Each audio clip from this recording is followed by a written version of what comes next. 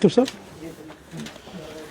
यार, ये करीब कुर्सी अगर एक बच्चा यार इधर दे दे, क्योंकि उसने मुझे सारा असिस्ट करना है इसका। नहीं, वो बच्चा दे दे बस, इधर आ जाइए। नहीं सर, आप तो बैठे ना, वो उधर आएगा ना, वो आके इधर आ जाए।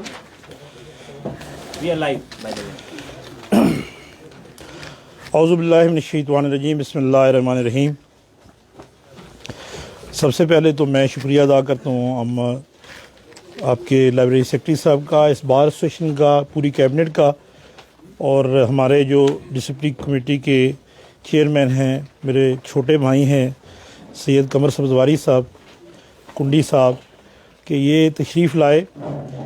और इनका यहाँ होना हमारे लिए बड़ा बाइस इफ्तिखार है कि it is being given the touch that this is a formal series of lectures. मैं इसको लेक्चर्स नहीं कहूँगा, और मैं इनसे रिक्वेस्ट करूँगा कि ये सीरीज़ ऑफ लेक्चर्स को सीरीज़ ऑफ डिस्कशंस में तब्दील कर दिए, because we are all colleagues.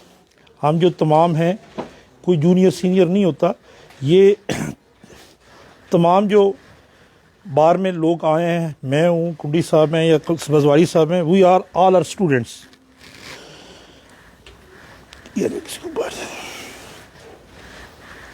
We all are students and we will remain students till the end of our life, especially in law. जिस दिन आप ये समझते हैं कि आपको लॉ पे अबूर हो गया है, that is end of your learning.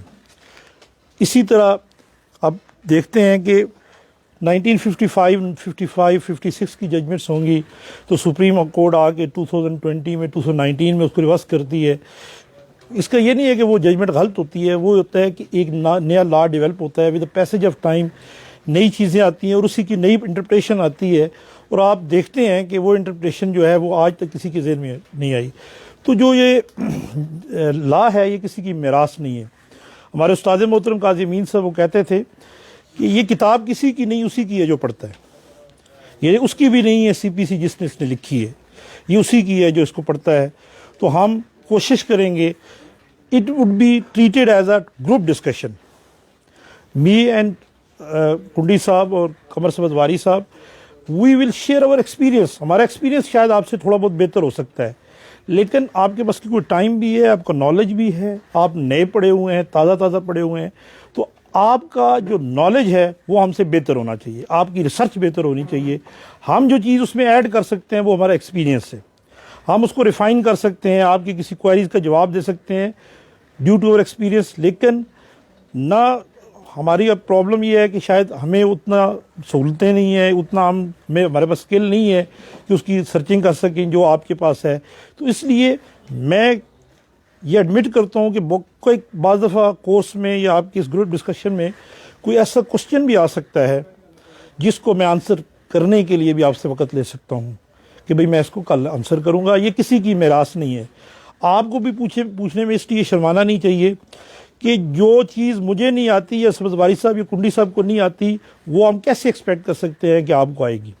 तो इसलिए ये क्वेश्चन आंसर का क्वेश्चन हर ग्रुप डिस्कशन के आखिरी 10 मिनट में हम क्वेश्चन आंसर रखेंगे।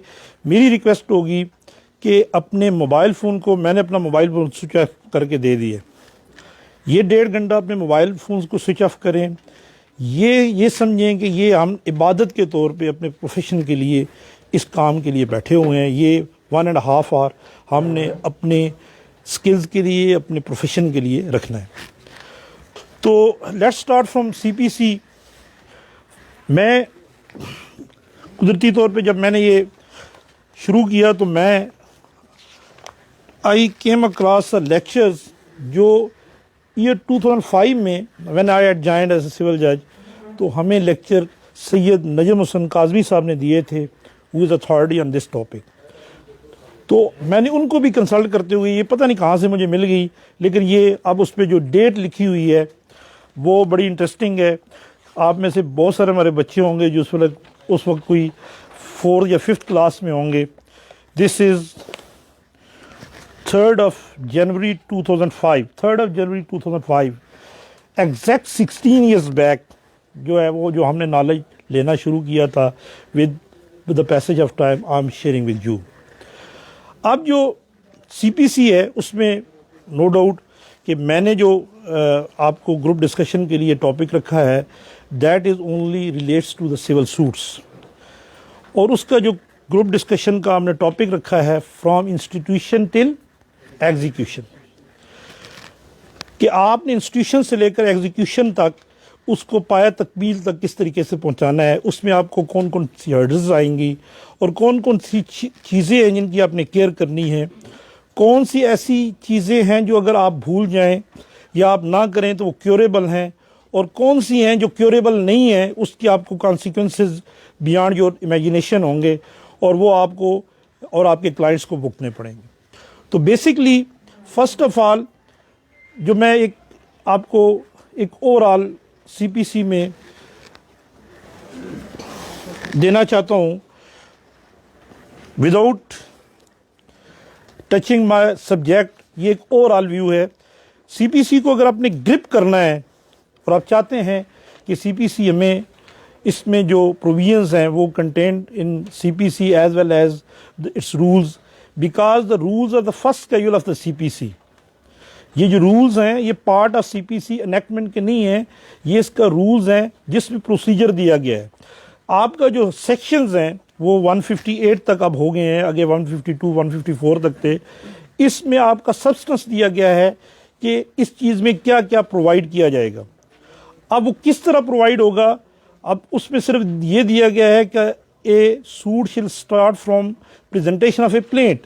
प्लेंट की कोई डेफिनेशन नहीं दी, प्लेंट कैसी होगी, किस तरह प्रेजेंट होगी, रिटर्न कैसे होगी, रिजेक्ट कैसे होगी, ये तमाम जो है वो आगे रूल्स में दिया गया है, which is the first schedule of CPC. तो आपको अगर सीपीसी देखनी है तो आपने इसको पार्ट्स में देखना है, आपने इसको पार्ट्स में देखना है। इसका जो पार्ट 1 है, सबसे पहले जो सीपीसी है ये है सेक्शन 1 to 8, ये इसका प्रिलिमिनरी है।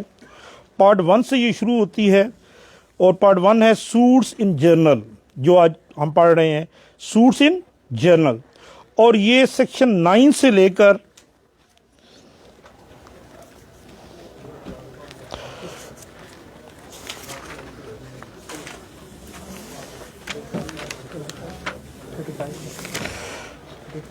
वो पार्ट्स 35C,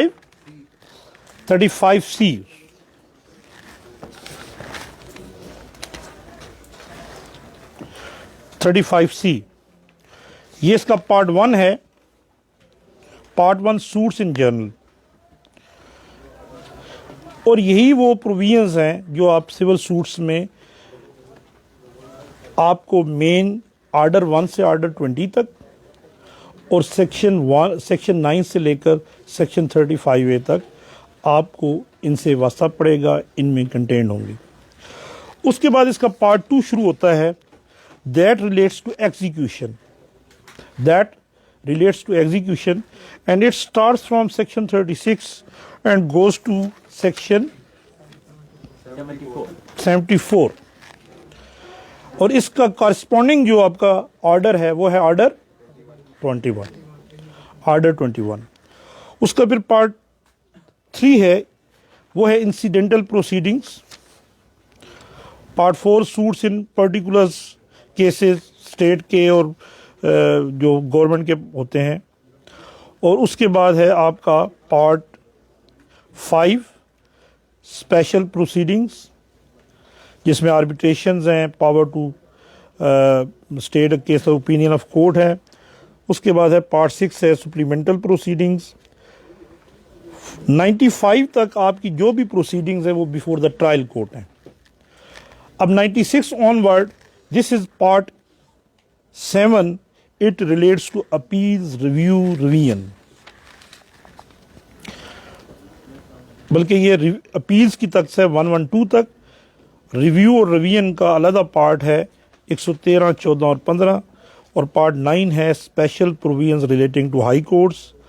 पार्ट 10 में रूल्स हैं और पार्ट 11 में मिसलिनियस है, और उसके बाद फर्स्ट कैजुअल है।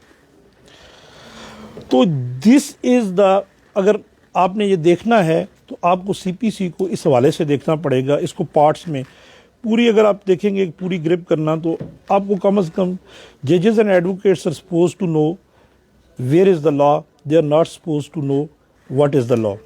आपको ये पता होना चाहिए कि ये 7 पार्ट्स में मेरे पास ये जो प्रोपोजिशन है मैंने किस पार्ट में तलाश करनी है। तो दिस इज़ द बेसिक जो आपकी एक है CPC, उसका एक ब्रेकअप है। अब जो हम कोर्स के हवाले से मैंने जो चीज़ आपको रखी है, आज का जो है वो इंट्रोडक्शन के हद तक है और कोशिश करेंगे कि फर्स्ट पार्ट में हम देखें। हमने सिविल सूट को for this course and this discussion 4 हिस्सों में तकसीम की है। पार्ट ए में हमने रखा है प्री इंस्टीट्यूशन। वकील के लिए, जज ने तो सिर्फ कोर्ट में काम करना होता है, वकील के लिए उसने कुछ काम अपने चैम्बर में बैठ के करने होते हैं, कुछ काम उसने कोर्ट में बैठ के करने होते हैं, कोर्ट की प्रोसीडिंग के दौरान करने होते हैं।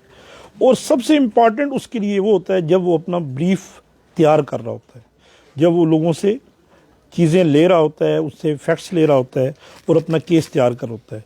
तो इसको हमने जो है वो फर्स्ट पार्ट में रखा है। इसको हमने नाम दिया है प्री इंस्टीट्यूशन स्टेज।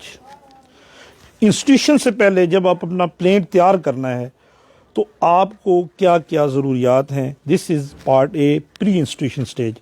और इसमें आपको इसके आगे हमने इसको 3 हिस्सों में तकसीम किया है कि प्री इंस्टीट्यूशन स्टेज पे आपने किस हवाले से आपने देखना है कि केस किस 3 स्टेज में कैसे तैयार करना है। और सबसे पहले जो है वो आपका है, ये आपके नोट्स में है, where to file the civil suit.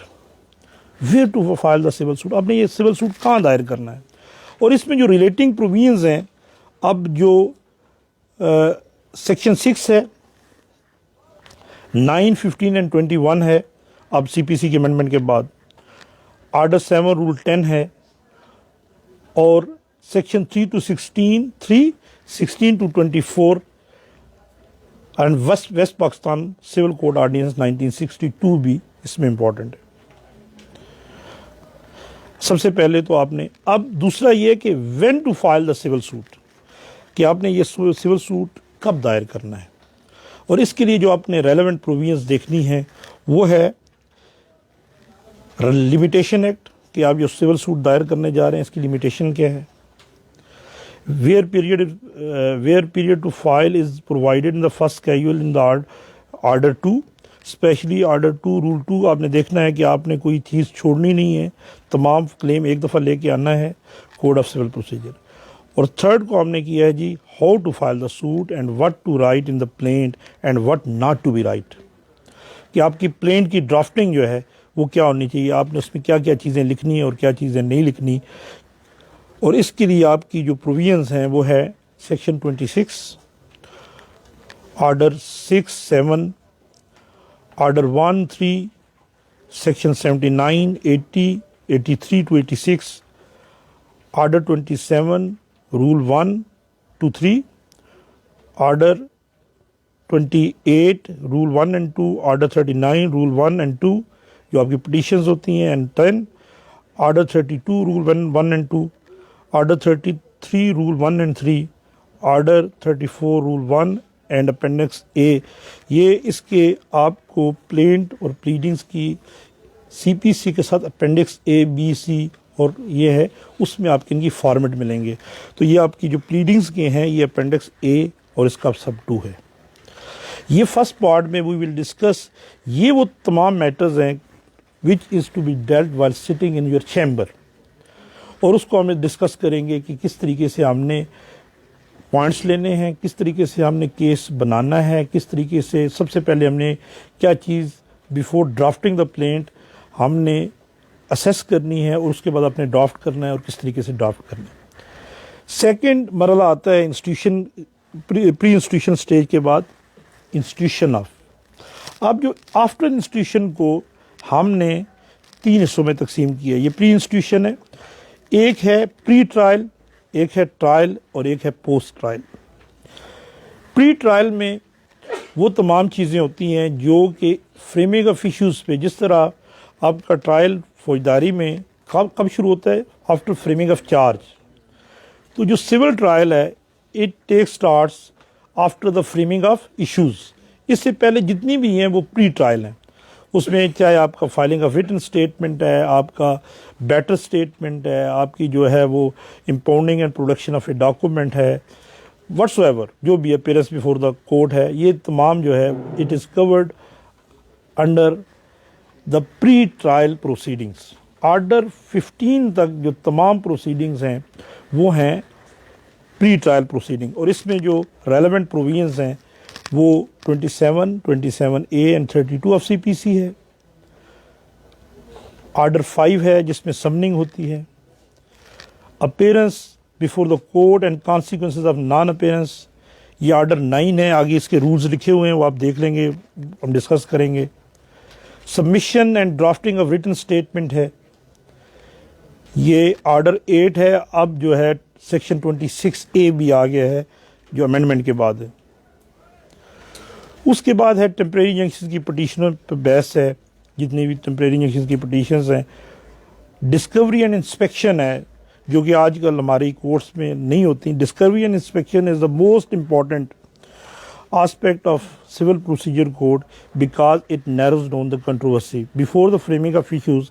अगर इन चीज़ों को अगर देख लिया जाए तो बहुत इश्यूज जो है बड़े शॉर्ट रह जाते हैं, लेकिन एक गलतुल आम है कि हम तमाम प्लीडिंग्स पे हर कंट्रोवर्सी पे हमने इशू फ्रेम करना है विदाउट सीइंग कि ये कंट्रोवर्सी क्या बेटर स्टेटमेंट से या इन चीज़ों से हल की जा सकती है। उसके बाद है जी फ्रेमिंग ऑफ इश्यूज़ हैं। उसके बाद प्रोडक्शन ऑफ डॉक्यूमेंट है, production and impounding of a document, production and impounding of a document है। उसके बाद फ्रेमिंग ऑफ इश्यूज़ है, और ऑर्डर 15 कहता है disposal of suit on first hearing when parties are not at issue. तो this is the pre trial proceedings of a case. अब pre trial proceeding of case से जो केस आगे जाता है उसका फिर क्या होता है, ट्रायल होता है। और trial starts from recording of evidence and it ends on pronouncement of a judgment. और इसमें जो आपके इसको हमने दिया है जी ट्रायल, और ट्रायल में जो है वो 16, 17, 18, 19, 19A एंड 20 ये सारे जो हैं ये ड्यूरिंग ट्रायल के एविडेंस। अब जो नई अमेंडमेंट है इसमें 26C है, 4 to 12, 26D ये सेक्शंस हैं, 35, 33 to 35A, 75 to 78। Summoning of attendance of witness, summoning and attendance of the witnesses, ये ऑर्डर 16 रूल 1, 6, 7, 8, 10 एंड 14 है। एडजर्नमेंट्स डील करता है जिसमें मोस्ट इंपॉर्टेंट है order 17 rule 2 and order 17 rule 3, 17-3 में जो रोज़ बात होती है ऑर्डर 17 रूल 3। उसके बाद है examination of witnesses, it is the most important. Order 18 में examination of the witness, examination, re examination, cross examination, how to put the question, if there is a dispute of a question, how it to be resolve, ये तमाम order 18 में आता है। और इसी order 18 में आके कहते हैं कि court can inspect, can conduct the inspection of the at the spot, order 18, 16 I think. अगर ऑर्डर 19 है which relates to the affidavits, और इसमें डिस्कस होगा कि कौन कौन की जो पॉइंट्स हैं वो एफिडेविट्स के ज़रिए साबित किए जा सकते हैं, एफिडेविट्स कहाँ लिए जा सकते हैं, एफिडेविट कहाँ नहीं लिए जा सकते, और एफिडेविट्स अगर लिया जाए उस पर क्रॉस एग्जामिनेशन हो तो उसमें क्या उसकी लीगल वैल्यू क्या है। उसके बाद कमीशन इसमें भी हो सकता है, ऑर्डर 26 इज़ रेलेवेंट। बाज़ ऑफ एविडेंस जो है वो कमीशन के ज़रिए होती है, और अब नई में जो अमेंडमेंट है उसमें तो CPC के अंदर सेक्शंस में भी आ गया कि कमीशंस के ज़रिए होगी।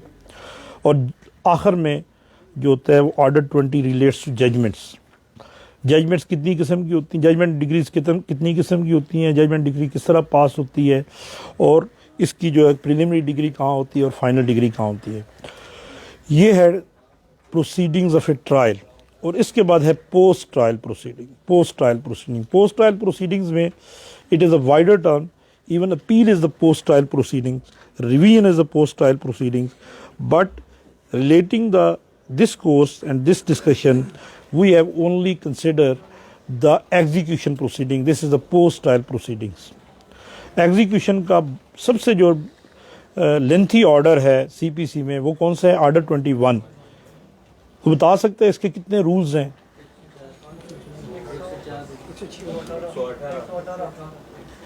नहीं यार, 118 तो नहीं, 104 है। वो किताब देखिए, किताब ये देखिए, ये किताब देख के बतानी चाहिए। मतलब है ठीक हो सकता है। आई थिंक एक सीपीसी उठाते हैं नहीं उठाते? सीपीसी उठाते। अच्छा, ये दो सीपीसी। अब हमारी सीपीसी में क्या है ये देख लेते हैं। ऑर्डर 21 ये देख लेते हैं। तो this is the outline of our course, our discussion. Is it clear? ये मैंने आपको ये तमाम को अलहदा करके एक दे दिया है और इसके साथ ही कोर्स की मैंने आउटलाइन दी है। दूसरा पेपर की तरफ दूसरा वाला, इसमें जो है वो हम ये डिस्कशन करेंगे। प्री इंस्टीट्यूशन में इन डिटेल दी है कि क्या क्या डिस्कशन करेंगे, और इसमें जो इन डिटेल जो चीज़ें ने बताई हैं ये है। और इसके बाद जिस पार्ट में भी आप ख़ुद अपने बेशक नोट्स लें, मेरी कोशिश ये होगी कि जो भी हम डिस्कशन करेंगे उसका जो मेरे पास ड्राफ्ट होगा वो मैं आपको दे दूंगा, वो उसकी आप कापियाँ करा लें आपके कहीं। जिस तरह ये देखें, हमने 2005 में ये लेक्चर्स लिए थे, तो आज तक ये फ़ाइल हमें काम आ रही है। तो किसी स्टेज पे शायद ये आपके काम आ जाए, तो उसको अपने साथ रख लीजिएगा। तो मेरे ख्याल में आज के लिए ये आउटलाइन है। आज कोई कोर्स के हवाले से को डिस्कशन करते हैं। कितना टाइम है? टाइम क्या है ये आपका सीबीसी लेके बता सकते हैं? 20 मिनट रहते हैं, 3 बजे। मेरे ख्याल में हम कुछ शुरू कर सकते हैं अगर इजाज़त हो तो। यहाँ तक किसी का क्वेश्चन है तो देखते हैं, फिर शुरू करते हैं। कोई क्वेश्चन? क्वेश्चन मेरा ये है कि इस लेक्चर में इससे आगे ये जो कॉज ऑफ एक्शन है ना, इसको थोड़ा सा आपने एक्सप्लेन करना है, लेकिन इन ले मैन फैशन। क्योंकि अगर एक नया वकील है और उसके पास क्लाइंट आता है तो वो कौन से फैक्ट्स हैं जिसको देख के हम कहेंगे अब ये कॉज ऑफ एक्शन बन जाता है। Action being civil suit, cause वो फैक्ट्स हैं जो कि उसको एंटाइटल कर देता है कि वो अब जाके दावा फाइल कर सकते हैं। तो इस पे sir it is the most important, because order 7 rule 11 में ये वर्ड नहीं लिखे हुए कि plaintiff has no cause of action. ये गलतुल-आम में हम एक ऑब्जेक्शन लेते हैं, plaintiff has no cause of action. It may be that plaintiff has the cause of action, but the narration of the facts in your plaint is such that it doesn't disclose cause of action. आपने court के सामने आपने facts place कर दिए हैं। अब courts ने आपको ये नहीं देखना कि आपके दिल में क्या है या आपकी फाइल में क्या है या आपके घर में क्या चीज़ है। कोर्ट ने देखना है कि ये प्लेंट जो मेरे सामने रखी गई है, इससे इसका कोई कॉज ऑफ एक्शन क्या है? बिनाए दावा, इसको हम उर्दू में क्या कहते हैं? बिनाए दावा, कि इसको कोई ग्रज है जो कि लीगली एड्रेस किया जा सकता है। एक शख्स एक प्लेंट लेके आ जाता है जी कि ये बंदा फौत हो गया है, मुझे इसका 1/2 हिस्सा दिया जाए। Whether this plaint discloses any cause of action? It doesn't disclose cause of action unless it is stated that how he is entitle half of the share. और इसके लिए उसको क्या लिखना पड़ेगा? उस बंदे से उसका अपना रिश्ता लिखना पड़ेगा। उसको लिखना पड़ेगा जी कि ये बंदा फौत हो गया है, मेरा इससे ये रिश्ता था, अकॉर्डिंग टू ममनन लॉ मैं इतने का हकदार हूँ, तो मुझे दिया जाए। तो ये ज़रूरी नहीं है कि plaintiff will have no cause of action. After drafting of the plaint you have to show the court that your plaint discloses cause of action. और प्लेंट किस तरह होगी कि उसमें आप फैक्ट्स लिखेंगे। अगर आप इंपॉर्टेंट फैक्ट्स छोड़ देंगे तो it doesn't disclose a cause of action. ये कॉज ऑफ एक्शन की हेडिंग में इसको डिस्कस करेंगे। बाज़ दफ़ा cause of action pre mature होता है, कॉज ऑफ एक्शन होता है लेकिन प्री मेच्योर, अभी मेच्योर नहीं होता, और उसमें भी जो है वो लोग केस ले आते हैं। मसलन कोई मिसाल दे सकते हैं pre mature cause of action क्या होता है? So maybe time was given. Time was a given. time is given for a return of amount and that that has not been happened. अब उसने 3 साल बाद वापस करना है, आप 2 साल बाद दावा लेके आ गए हैं जी मुझे पैसे दिए जाए। ये सूट फॉर स्पेसिफिक परफॉर्मेंस की मिसाल दे सकते हैं कि उसने आपको 2 महीने बाद रजिस्ट्री करा के देनी है और 15 दिन बाद आप कोर्ट में आ गए हैं कि मुझे रजिस्ट्री करा के दे। या एक बड़ा इंपॉर्टेंट होता है कि जब तक कि फाइनली केस डिसाइड नहीं होता आप मलिशियस प्रोसिक्यूशन का केस नहीं कर सकते। मलिशियस प्रोसिक्यूशन में बंदा बरी होता है, आप उसको ले आते हैं तो that is always treated the pre mature cause of action. मुमकिन है कि वो काज ऑफ एक्शन बाद में आपको राइज हो जाए, लेकिन at the relevant time because appeal is pending, तो that is a premature cause of action. तो काज ऑफ एक्शन के बहुत इंपॉर्टेंट है बिकॉज बाकी जितने भी हैं वो अब कोर्ट फीस कितने ग्राउंड हैं रिजेक्शन ऑफ प्लेंट के? 4 ग्राउंड है। 3 जो है उसे बल्कि 2 से आप आगे पीछे नहीं जा सकते। वो तो बड़े है कि आपने कोर्ट फीस नहीं लगाई या आपने उसको प्रॉपरली वैल्यू नहीं किया। सारा जो प्लेंट पे और सारा जो लॉ 711 पे डेवलप होता है ना कोर्ट फीस पे इतना डेवलप हुआ है ना उस पे हुआ है। ये इसी पे हुआ है कि plaint doesn't disclose cause of action and barred by law. It is a wider term, barred by law. Limitation barred by law है, res judicata barred by law है और बहुत सारी ऐसी चीज़ें हैं जो बार्ड बाय लॉ हैं। तो इस चीज़ पे ये डिस्कशन होती है क्योंकि 2 फर्स्ट बैरियर्स हैं जो आपने क्रॉस करने हैं। फर्स्ट बैरियर्स हैं जो आपने क्रॉस करने हैं before convincing the court to issue the summon to the other party. एक है आर्डर 7 रूल 10 और दूसरा है आर्डर 7 रूल 11 कि आपकी प्लेंट ना रिटर्न होनी चाहिए ना रिजेक्ट होनी चाहिए और उसके बाद आप कामयाब होंगे कि आप दूसरी पार्टी को सुने जाएं। रिजेक्शन ऑफ प्लेंट का और काज ऑफ एक्शन का एक ही है। उसका जो आप समझ सकते हैं कि मैं उसको एक आसान वर्ड्स में ये कहूँ कि उसका लिटमस टेस्ट ये है कि आपने ये देखना है without going to the deeper appreciation of the case of the other party which may be after the filing of written statement कि ये जो प्लेंट है अगर इस सारी को मैं दुरुस्त मान लूँ तो क्या इसको कोई रिलीफ मिलता है या नहीं मिलता। This is the test for rejection of a plaint और the having a cause of action और not having the cause of action. तो उसमें ये इसको आप कह सकते हैं हम जो हाई कोर्ट में इलिमनी आपका खारिज हो जाता है। इलिमनी मीन के दूसरी पार्टी को सुने बगैर ही अगर आपका केस खारिज हो जाता है तो वो एक तो बाज़ दफ़ा ये होता है कि उसका बंदे का केस ही ना बनता हो और वो खारिज हो जाए, लेकिन बाज़ दफ़ा ये होता है कि हमारी नालायकी की वजह से हम फैक्ट्स ऐसे नहीं लिख पाते कि वो होता है, तो हमारी वजह से नहीं होना चाहिए। हमने प्लेंट को इस तरह फ्रेम करना है, प्लेंट को इस तरह ड्राफ्ट करना है कि वो रिजेक्शन ऑफ प्लेंट का केस ना बने, उससे वो काज ऑफ एक्शन बने। तो फर्स्ट ऑफ ऑल शुरू करें जी। While sitting in your chamber, when the client comes to you, he is a layman. आपने उससे तमाम नोट्स लेने के बाद 3 चीज़ों का फैसला करना है कि ये जो बात बता रहा है, ये जो उसने एक बंदा है वो आके कहता है जी मेरी ज़मीन पे कब्ज़ा हो गया, जी मेरी ये ज़मीन है इस पे कब्ज़ा हो गया, मुझे कब्ज़ा लेके दे। तो you being a law knowing person, be a lawyer, आपने उसको ये बताना है कि आपने उसको रिलीफ कहाँ से लेके देना है, कैसे लेके देना है, इसकी लिमिटेशन क्या है, इसकी ड्राफ्टिंग कैसे होगी।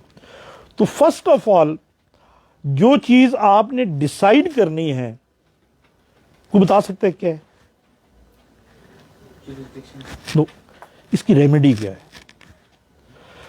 कुंडी सवाल कि ये सिविल सूट बनता है, फैमिली सूट बनता है, क्रिमिनल सूट बनता है, प्राइवेट कंप्लेंट दायर करनी है। मैंने इसको ये रिलीफ वो आ गया आपके पास, इलीगल डिस्पोजिशन एक्ट का इस्तिगासा क्या चल सकता है। तो ये तमाम चीज़ें आपने उस बात समझने के बाद आपने अपना नॉलेज, अपना जो आपका एक्सपीरियंस है उसको मद्देनज़र रखते हुए आपने ये देखना है कि आपको मैंने ये रिलीफ सिविल सूट से लेके देना है, ये क्रिमिनल प्रोसीडिंग में देना है, फैमिली प्रोसीडिंग में देना है। ये अब आपने ये डिसाइड कर लिया कि आपने सिविल प्रोसीडिंग में इसको देना है, क्योंकि हमारा मैटर ये है, क्रिमिनल की तरफ हम नहीं जाते। आपने आफ्टर टेकिंग द नोट्स आपने इस चीज़ को देख लिया कि ये इसको मैंने रिलीफ सिविल कोर्ट से लेके देना है, सिविल सूट बनता है और सिविल सूट का टेस्ट है section 9 of CPC. Section 9 defines the civil suits. कोई बंदा डिफाइन करेगा सेक्शन 9? सॉरी सर, मैं डिस्कशन में सेक्शन 9 कोई डिफाइन करे, लेमैन की तरह करे, बेशक एज ए एक्सपर्ट ना करे। रजी आप बताएं।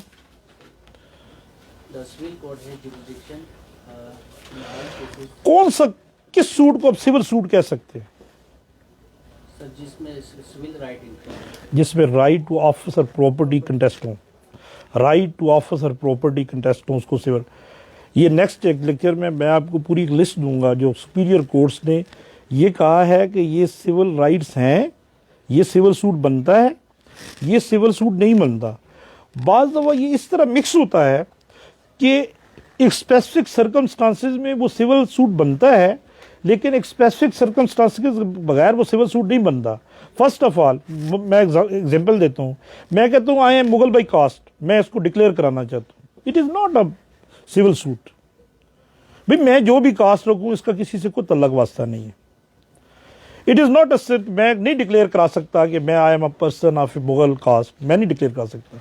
लेकिन अगर मेरे कबीले की कोई एसोसिएशन है और मैं डिक्लेयर कराना चाहता हूँ कि being Mughal I am entitled to be a member of this association, no a right in office, a right to join and the association has been approved. Now the question that whether I am a Mughal by caste or not, it is a civil right. तो बाज़ दफ़ा वही बात, किसी बंदे का क्या मज़हब है, इस पे कोई डिक्लेरेशन की ज़रूरत नहीं होती कि फ़लाँ सुन्नी है या शिया है। विदाउट एनी अदर थिंग, जब तक कि कोई और चीज़ उसके साथ रिलेटेड ना हो, आप डिक्लेयर नहीं करा सकते जी इसको सुन्नी डिक्लेयर करें, इसको शिया डिक्लेयर करें। But when inheritance in question and it is to be divided under Hanafi or Shia law, then this question that whether he was a Shia or Sunni, this is a relevant question. This is a question of a civil suit. तो ये इतने mix हैं कि आपको बाज़ दफ़ा वही civil suit बनता है और बाज़ दफ़ा वही सिविल सूट नहीं बनता। लेकिन टेस्ट क्या है कि right an officer property where in the suit in which the right of an officer property is contested is a civil suit. तो सबसे पहले आपने टेस्ट करना है after getting the notes that it is a civil suit or not, and when you come to the conclusion that it is a civil suit, इसकी remedy civil suit में है, then you have to decide number 1, क्या decide करना? jurisdiction। आपने किस court में जाना है, आपने किस कोर्ट, और उसमें दोनों जरूरी हैं, पिक्यूनरी jurisdiction भी है और टेरिटोरियल jurisdiction भी। कि आपने इसको डिस्ट्रिक्ट जज के पास लेके जाना है, इसको सिविल जज के पास लेके जाना है, या बाज़ दफ़ा हाई कोर्ट की जुरिडिक्शन होती है, आपने हाई कोर्ट में लेके जाना है, बाज़ दफ़ा आपने इसको इस्लामाबाद की कोर्ट में लेके जाना है, इसको रावलपिंडी की कोर्ट में लेके जाना है।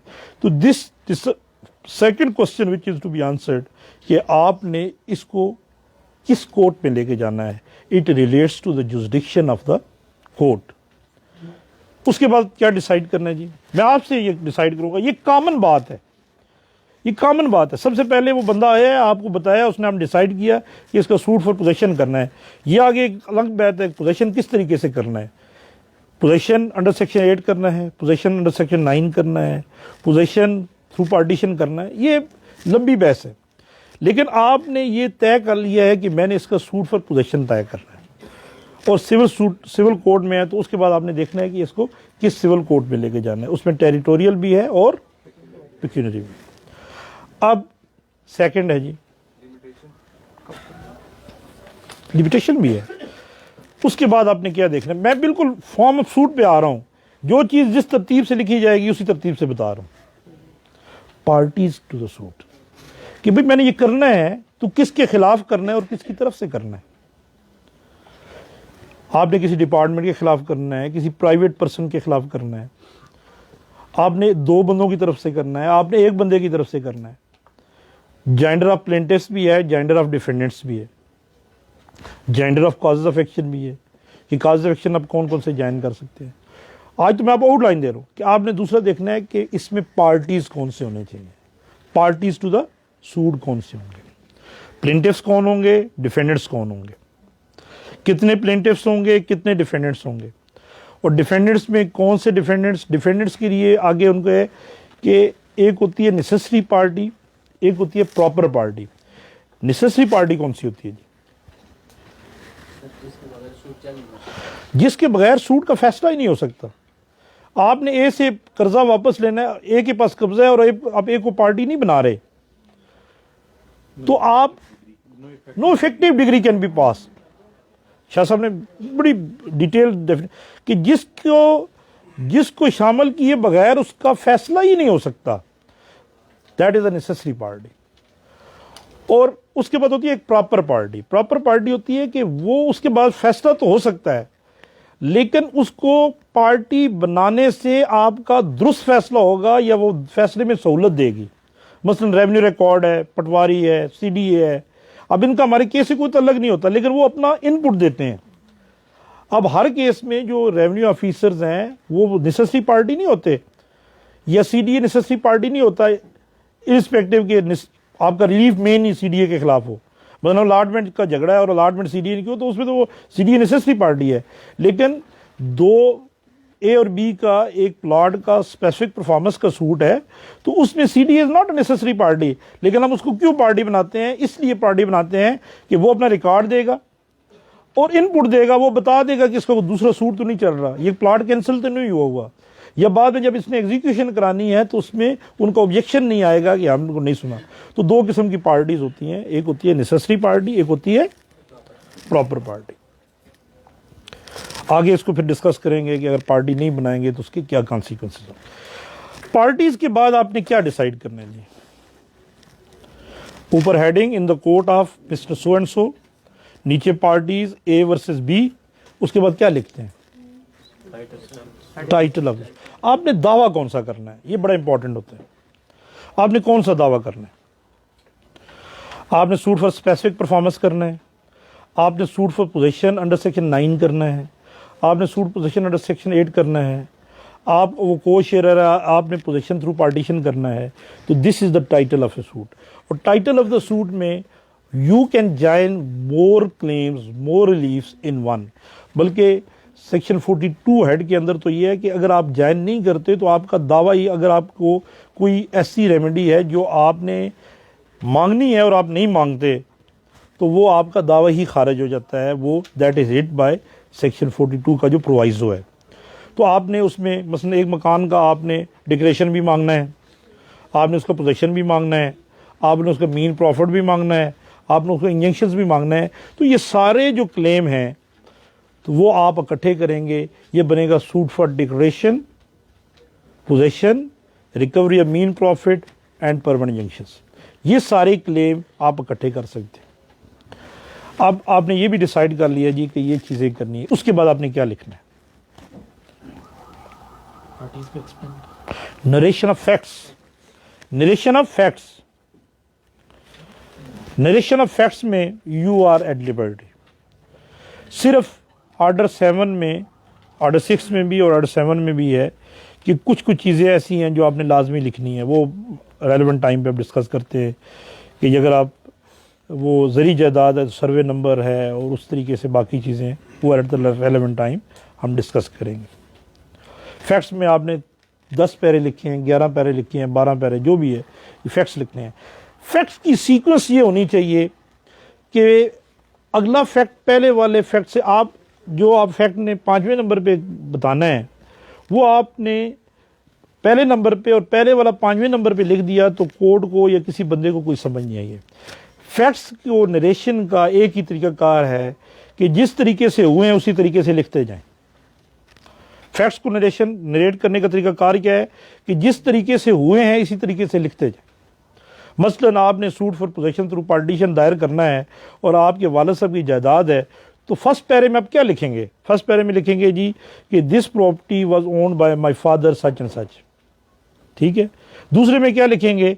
भाई आप क्यों मालिक बने, अभी वो फौत हो गया। दूसरे पैरे में लिखें that father of the plaintiff has been died leaving behind the following legal years. उसके बाद आप आगे लिखेंगे ये हमारा राइट है, इसमें हमारा इतना हिस्सा बनता है।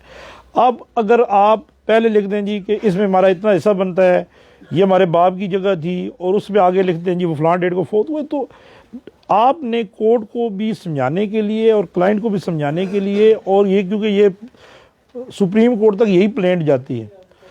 सुप्रीम कोर्ट में मैं तो कोई वकील नहीं हूँ, कुंडी साहब और सब्जवारी साहब हैं, वो सबसे पूछते हैं कि ये लिखा कहाँ है जी, आप बताएं पहले। वह सबसे झगड़ा ही होता है जी कि प्लेंट जो ड्राफ्ट की होती है कि ये कहाँ लिखा है जी, ये जो आप फरमा रहे हैं ये कहाँ लिखा हुआ है।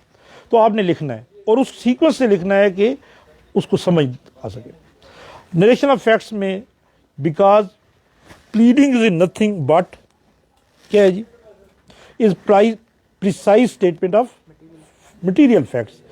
It is not suppose to have the evidence, बल्कि मना है कि आपने एविडेंस नहीं लिखनी, आपने सिर्फ फैक्ट्स लिखने हैं। It is the which discloses a cause of action, लेकिन आपने कोई ऐसा फैक्ट छोड़ना नहीं है जिससे काज ऑफ एक्शन, मतलब आपने लिखा ही नहीं है कि वो उसका बेटा है, तो आपने एक ऐसा फैक्ट छोड़ दिया है कि जिसकी वजह से वो काज ऑफ एक्शन नहीं बन सकता।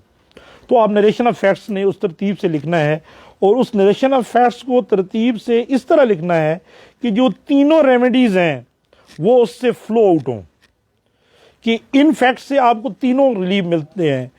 आपको डिक्रेशन भी मिलना चाहिए, आपको पोजीशन भी मिलना चाहिए, आपको मीन प्रॉफिट भी। अब मतलब मीन प्रॉफिट के लिए आपको क्या लिखना पड़ेगा?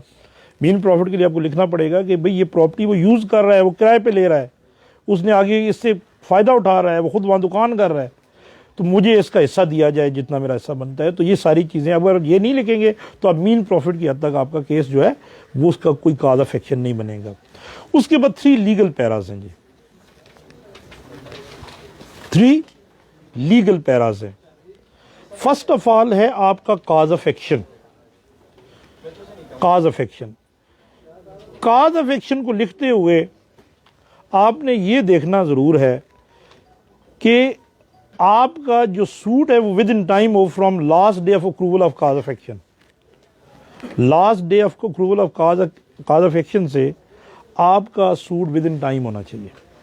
वो लिमिटेशन में बहुत सारी ऐसी गुंजाइशें मौजूद हैं कि जिसमें आपका वो टाइम इनलार्ज हो सकता है। मसलन ये जो हर जमबंदी में एक नई गलत एंट्री आ जाती है तो ये it gives a fresh cause of action. तो आपने इस तरीके से अपनी प्लेंट को ड्राफ्ट करना है काज ऑफ एक्शन को, कि आपने first cause of action, second, third और लास्ट उस वक्त लिखना है कि जब आपका सूट विद इन टाइम हो। अगर आपने लिख दिया है कि लास्ट डेट वर रिजन इन ईयर 2009 और आपने 2020 में दावा दायर किया है, तो on the face of it will be a hit by limitation. और सेक्शन 3 ऑफ लिमिटेशन कहता है कि जो दावा भी लिमिटेशन के बाद दायर किया जाएगा वो डिसमिस कर दिया जाएगा। डिसमिस नहीं होता बल्कि वो रिजेक्ट होता है, बार्ड बाय लॉ। कौन सा लॉ? Law of limitation. तो काज ऑफ एक्शन का पैरा। उसके बाद कौन सा होता है जी? जुरिसडिक्शन का पैरा, कि आपने उस कोर्ट को जिस पे प्रेजेंट कर रहे हैं आपने उसको बताना है कि ये केस क्यों आपके पास दायर किया जा रहा है। और इसके लिए आपको इंपॉर्टेंट है सेक्शन 16 से लेकर सेक्शन 20 तक इस पे अबूर होना चाहिए।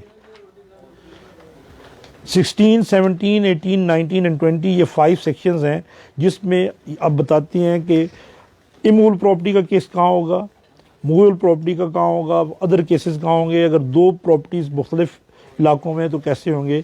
तो ये आपने उस कोर्ट को बताना है उस पैरे के ज़रिए कि हम आपके पास क्यों आ रहे हैं, इस कोर्ट को कैसे जुरिसडिक्शन हासिल है। और थर्डली क्या है? Court fees. अब ये बहुत इंपॉर्टेंट है। कोर्ट फीस वाला जो है, बहुत सारे हमारे सीनियर दोस्त भी, मैं अपने समेत कह देता हूँ, अभी तक हमें क्लियर नहीं है कि कोर्ट फीस का इसको किस तरह करना है। ये इतना इम्पोर्टेंट पैरा है कि इस पैरे से आपकी ना सिर्फ उस कोर्ट की जुरिसडिक्शन डिसाइड होती है बल्कि एपलेट कोर्ट की भी जुरिसडिक्शन उसी से डिसाइड होती है।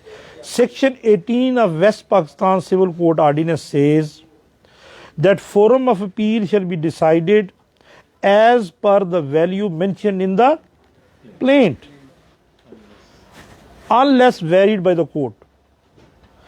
वो तो अथॉरिटी है ना, वहां ये नहीं लिखा होगा, वो जजमेंट है कि अगर कोर्ट उसको वेरी कर देती है तो फिर उसके मुताबिक होगा। अगर कोर्ट उसको नहीं छेड़ती है, वही रखती है, तो उसमें चाहे आपने 5 करोड़ की डिग्री का दावा, आपने 5 करोड़ की रिकवरी का सूट दायर किया है और आपको डिग्री मिलती है 20 लाख रुपए की। अब फोरम ऑफ अपील जो है वो कैसे डिसाइड होगा, 20 लाख के मुताबिक होगा या 5 करोड़ के मुताबिक होगा? 5 करोड़ के मुताबिक होगा, because it is immaterial that of what value the decree was passed. Court, the appellate court has to see your value mentioned in the plaint. आपने 25 लाख रुपए का दावा दायर किया है, कोर्ट ने उसको में इंटरेस्ट और चीज़ें मिला के उसने 10 करोड़ का डिग्री का कर दिया है, even then the value for the purpose of appeal shall be the value mentioned in the plaint. ये बहुत एक गलतुल्लाम बात है कि डिग्री अगर 5 लाख की होगी तो वो नीचे कर दें, तो इसकी इट्स मीन कि अगर फिर दावा खारिज हो गया तो अपील ही नहीं होगी। फिर कहाँ से आप डिसाइड करेंगे? अगर आपने 5 करोड़ का है और 5 लाख की डिग्री हो गई है, तो अगर इस तरीके से करेंगे तो जिसकी फिर अगर वो दावा खारिज हो गया तो फिर क्या होगा? फिर तो अपील ही दायर नहीं होगी। तो इसका डिसीजन से कोई तल्लक नहीं होता। इसके लिए आपने एक ही सेक्शन इंपॉर्टेंट है, section 7 of court fee act, और सेक्शन सूट वैल्यूएशन की कौन सी है? 4 of suit valuation. Valuation of suit for the purpose of court फी बाज़ दफ़ा अलहदा होती है जुरिसडिक्शन से, बहुत सारे केसेस में सेम होती है, लेकिन बाज़ दफ़ा कोर्ट फीस के लिए अलहदा होती है और जुरिसडिक्शन के लिए अलहदा होती है। तो इसमें आपने दोनों वैल्यूएशन देनी होती है कि value of suit for the purpose of court fee and jurisdiction is such and सच।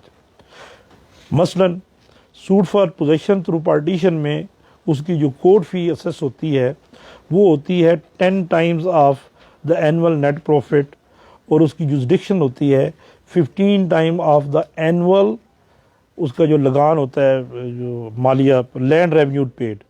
वो एक दो केसेस हैं जिसमें अलग-अलग होती है। वैसे अमूमन कोर्ट फी और जुरिसडिक्शन की एक ही वैल्यू होती है।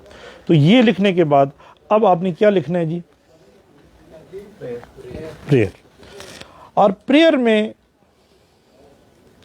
आपने ये देखना है कि आपने 4 मुतालबे किए हैं, 4 क्लेम्स लेके आए हैं, तो आप चारों अलग-अलग लिखें और उस तरतीब से लिखें जिस तरतीब के साथ वो आपको मिलने हैं। Because unless you will not be declared as owner of a property, you can not claim the possession. तो फर्स्ट ऑफ ऑल आप कोर्ट से क्या मांगेंगे कि I be declared owner of the property, और एज ए कॉन्सिक्वेंशियल रिलीफ मुझे इसका कब्जा भी दिया जाए। फिर जब मुझे कब्जा दिया जाएगा तो जितना समय कब्जे से उठ रहा हूँ मुझे मीन प्रॉफिट भी दिलाया जाए, और ड्यूरिंग पेडेंसी ऑफ द सूट वो टेम्परेरी में है और इसको जो है वो उसकी चेंज नेचर ना करें, वो आगे ना बेचे। तो उसका हर प्रेयर को आपने अलग-अलग हेडिंग में लिखना है। और प्रेयर के बाद आपकी एक लास्ट होती है, क्या होता है जी? Verification on oath. 1980 से पहले यहाँ ओथ नहीं होती थी वेरिफिकेशन। 80 में जब इन्होंने शामिल किया, फिर आर्डर 9 रूल 6 में उन्होंने अमेंडमेंट की, उन्होंने कहा जी क्योंकि अब उस प्लीडिंग्स ऑन ओथ होती हैं, प्लीडिंग्स ऑन ओथ होती हैं तो अब रिकॉर्डिंग ऑफ एविडेंस की ज़रूरत नहीं है, क्योंकि प्लीडिंग्स जो है ना वो ऑन ओथ जो है वो उसमें कर दी गई हैं, तो ऑन ओथ वही आपकी एविडेंस शुमार की जाएगी। आर्डर 9 रूल 6 सेज कि when defendant doesn't appear the court shell proceed the defendant x party and shall pass the degree without recording of evidence. और इस पर जजमेंट यही है कि, और ये उधर भी और इधर भी 1980 आई थिंक पुलिस सब देख रहे हैं, 1980 से पहले नहीं थी। 1980 में सर अमेंडमेंट 1980 में आई थिंक है कि फर्स्ट इसमें किया गया कि अब वेरिफिकेशन अनोथ होंगी। Know your plaint is ready. इसके बाद हमने इसके साथ देखना होगा कि इसके साथ हमने एनेक्स क्या क्या करना है। It is the plaint, it is a plaint. इसके साथ जितनी मिसलिनियस होती हैं पिटीशंस होती हैं, that is always treated as a part of the plaint. 72 में अमेंडमेंट हुई, 72 में अमेंडमेंट हुई लॉ रिफॉर्म 1972 में कि ये ऑन ओथ होंगी। तो मेरे ख्याल में आज तक काफ़ी है। कल से फिर इसको शुरू करेंगे कि इसको किस तरीके से ड्राफ्ट करना है, पार्टीज़ कौन सी होती हैं कौन सी नहीं होती। आप इसको इनफॉर्मल डिस्कशन में ले जाते हैं। थैंक यू वेरी मच जी। कोई क्वेश्चन है तो वो ले लें फॉर्मल से। फिर एक क्वेश्चन तो नहीं है, शरारत है थोड़ी। ये सर ने बताया कि जो फॉर्म ऑफ सूट्स है ना वो CPC में लगे हुए हैं, वो ज़रूर देखें। हमें पता चलता है कि जो बनाने वाले थे उन्होंने हमारे लिए जो दावा बनाने का तरीका है वो क्या सोच रखा था। और वहाँ पे मैं ये देखता हूँ पार्टी जहाँ पे नेम है ना वहाँ पे वर्सेस नहीं लिखा हुआ, वहाँ अगेंस्ट है। मैं चाहता हूँ आप में से कोई नया दावा फाइल करने जा रहा हो तो जरा ट्राई करें दावे में, और वर्सेस की बजाय अगेंस्ट लिखें, देखें होता क्या है। दूसरा सेक्शन सर वैसे ऐसे ना हो कि वो अगेंस्ट हो ही जाए। नहीं, एक ये बात। दूसरा, वो जो अपेंडिक्स है वो कहता है कि टाइटल जो है ना वो सिर्फ पार्टी नेम कोई टाइटल कहता है। तो ये वो चीज़ें हैं शायद जो हमें हम यूज़ करते रहते हैं ना अपनी डेली लाइफ में, अपने प्रोफेशन में, हमें इसमें बड़ा करेक्ट होना चाहिए। वो कहते हैं ना टाइटल, वो पार्टीज नेम है। और तीसरी बात जो मैंने देखी, ऊपर रिलीफ कोई नहीं है। सो हम केपीके में देखते, हमारी प्रैक्टिस यही थी कि हम पार्टीज नेम के बाद अपना पूरा दावे की समरी लिख देते थे। सिंह में भी शायद है, suit for declaration this this this शुरू में, नीचे फिर हम नैरेटिव देते थे फैक्ट का। ये कहता है कि नहीं, पार्टी नेम दिया आपने, फौरन शुरू हो जाए मसला क्या है, और आखिर में उसको प्रेयर नहीं कहते, आखिर में उसको रिलीफ कहते हैं कि आपने रिलीफ क्या मांगा हुआ है। काश हम दोबारा इस तरफ आ जाए, और कोई अगर दावा लिखना चाह रहा है कोई इस दफा, तो वो अगेंस्ट करे ऊपर, नीचे लिखे रिलीफ, मजा आ जाए। मेरी सेक्शन 104 नया अमेंडेड देखिए। सेक्शन 104 जो हमारा इस्लामाबाद के हवाले से अमेंड हुआ है, क्योंकि उसमें सर से भी डिस्कशन पहले हुई थी, उसमें एक लिमिट दी गई है कि उससे बियॉन्ड जो होगा तो वो सूट्स फाइल होंगे कोर्ट ऑफ डिस्ट्रिक्ट जज में, और फोरम ऑफ रिव्यू तो वो लाजमन जो अमेंडेड है इस्लामाबाद के हवाले 104 में नहीं, वो सेक्शन 6 में उन्होंने दिया हुआ है। सेक्शन 6 में उन्होंने दिया हुआ है। अब उन्होंने 2 कैटेगरीज बना दी हैं। एक कैटेगरी ये है जिसमें अब 50 मिलियन तक है, और एक है 50 मिलियन से ऊपर। अब 50 मिलियन का तो वहाँ लिखा ही कोई नहीं होगा, 50 मिलियन वाला किधर जाएगा। एक उन्होंने दिया हुआ है 50 मिलियन से लेस, एक उन्होंने दिया है कि अबव देन 50 मिलियन, और वो that is a silent regarding 50 million. तो आप अगर कोई ऐसा दावा हो तो उसमें वैल्यूएशन लगाते हुए 50 मिलियन प्लस 1 कर दिया करें। एक सवाल है कि आपने कहा कि जब हम वैल्यूएशन ऑफ सूट लिखते हैं उससे हम डिटरमिन करते हैं 1 के फोरम कौन सा है, लेकिन एफिलिएट फोरम का भी पता चलता है। इस्लामाबाद में अब शायद एफिलिएट फोरम के हवाले से उसकी रेलेवेंसी रही नहीं है, क्योंकि कि अब जितना भी दावा होगा, अगर डिग्री हो गया आप हाई कोर्ट में। आप तो सर उन्होंने वैसे उसमें जो लिख दिया ना, उन्होंने वैल्यू ऑफ सूट के बजाय वैल्यू ऑफ सब्जेक्ट मैटर लिख दिया हुआ। ये एक अलग काम शुरू हो गया सब्जेक्ट, जिस तरह 180 4 में दिया हुआ। अब अगर डिक्लेरेटरी सूट है जो पहले आप अपनी मर्जी का उसमें लिख देते थे 200 रुपये, 200, अब तो सब्जेक्ट मैटर जो है उसकी मालियत के मुताबिक कंफ्यूजन है। लेकिन एक चीज़ में अगर आप करेक्ट कीजिएगा कि इंटरम ऑर्डर के खिलाफ अगर अब अपील है, उसकी मालियत जितनी भी है, सपोज 4.5 करोड़ का दावा नीचे चल रहा है और स्टे खारिज हो जाता है या स्टे ग्रांट हो जाता है, ठीक है, नेक्स्ट फोरम में जाएंगे। नेक्स्ट फोरम डिस्ट्रिक्ट जज, नेक्स्ट फोरम में असल में मैं, क्योंकि हमने जो चैलेंज किया हुआ है, इसीलिए चैलेंज किया हुआ है, सर के लिए भी है कि 2 फोरम हो नहीं सकते, क्योंकि बहुत सारे ये इट इज़ अ लॉ कि अगर आप किसी आर्डर के खिलाफ अपील प्रोवाइडेड नहीं है और आपके खिलाफ एक आर्डर हो गया है, पास हो गया है, तो while challenging the main judgment you can even challenge that order. अब इसमें उन्होंने 2 स्कीम्स दे दी हैं कि डिग्री के खिलाफ तो अपील जो है वो उधर जाएगी और ऑर्डर के खिलाफ इधर अपील जाएगी। तो ये किसी भी और में नहीं है, ये इस्लामाबाद में है, केपीके में उन्होंने किया था वो उन्होंने विड्रॉ कर लिया है, पंजाब में भी ये नहीं है। बहुत सारी चीज़ें वो क्योंकि हमने चैलेंज किया हुआ है वो वहाँ ही डिस्कस करेंगे, बच्चों की वो ज़्यादा इंपॉर्टेंस नहीं है, उनकी रेलेवेंसी नहीं है। कोई क्वेश्चन है तो, नहीं तो फिर इसको क्लोज। सर क्वेश्चन है, 2 क्वेश्चन है सर बेसिकली। एक वैल्यूएशन ऑफ सूट से रिलेटेड है सर, और सेकंड अगर फैक्ट से रिलेटेड है। अगर फैक्ट्स में से अगर कोई जो फैक्ट है वो मिस कर जाए तो ये क्यूरेबल है।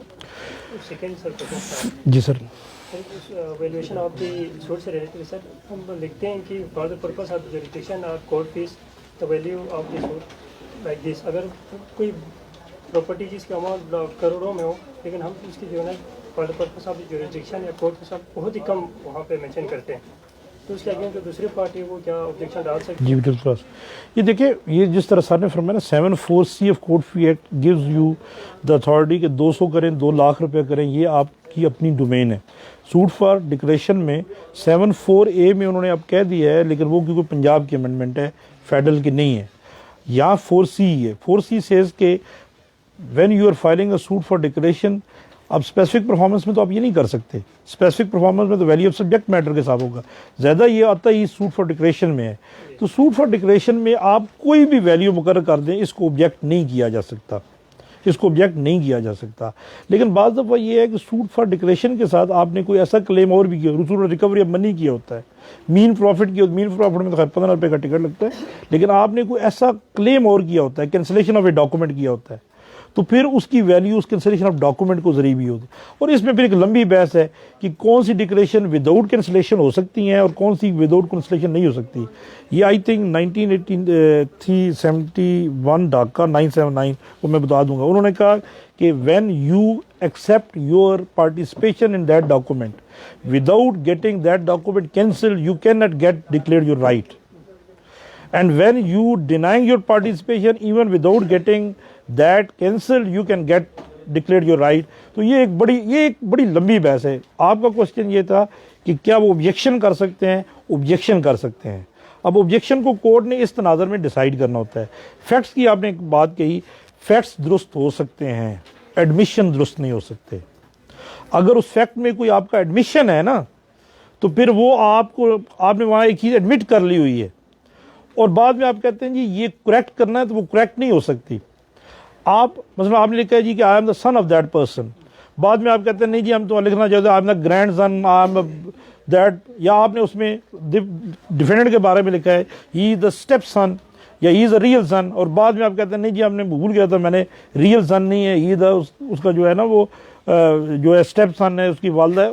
तो ये जो चीज़ें दीज अमाउंट्स टू एडमिशंस, तो admissions can not be corrected. आपको वैसे है तो ऑर्डर 6 रूल 16 भी है, ऑर्डर 6 रूल 17 भी है। आप इवन दूसरे की प्लीडिंग्स में भी अमेंडमेंट करा सकते हैं, अपनी प्लीडिंग्स में भी करा सकते हैं, लेकिन एडमिशंस को ना आप विशिएट कर सकते हैं ना उसको करेक्ट किया जा सकता है। Thank you very much.